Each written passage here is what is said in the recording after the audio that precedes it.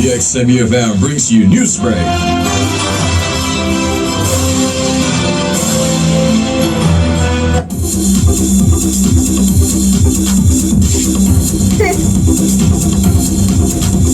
You like it?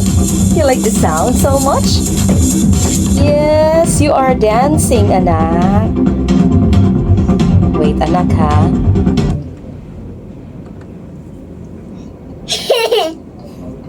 Higala.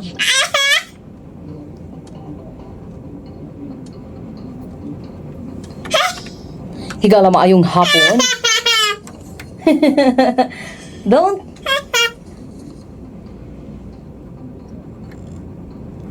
Keep quiet, anak. Ani ang ato ang 3 o'clock news break ni Sibihang DXMUFM. Alang sa atong mga balita, alang karong adlaw nga Huwebes.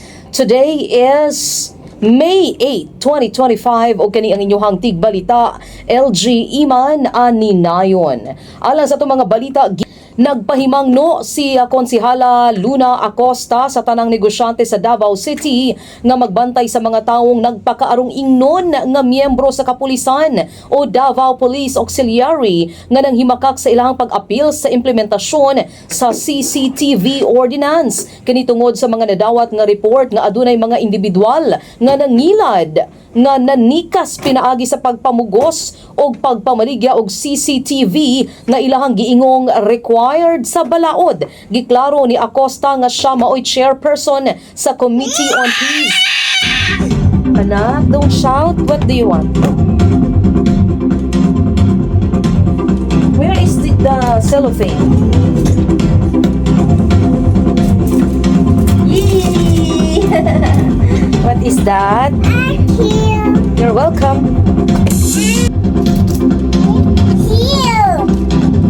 Kung matud pa, si Acosta ang chairperson sa Committee on Peace and Public Safety nga matud pa niya walay gidemand ang lungsod nga espesipikong brand o model sa CCTV camera ang gamiton sa mga establishmento. Gipasabot niya nga ang ordinansa mitakda lamang og minimum technical specifications nga mahimong matuman gamit ang bisan unsang brand nga makatugot sa mga rekisito sa balaod. Samtang gibutyag usab sa konsihala nga ang DCPO, PSSO ug ang city government wala muhatag og listahan sa mga supplier o brand ug dili usab magrekomenda. Giawhag niya ang mga patigayon na kung adunay maningkamot nga mangolekta o mamugos og pagpamaligya, kuhaa dayon ang ilang pangalan ug hulagway ug ipahibalo kini sa otoridad.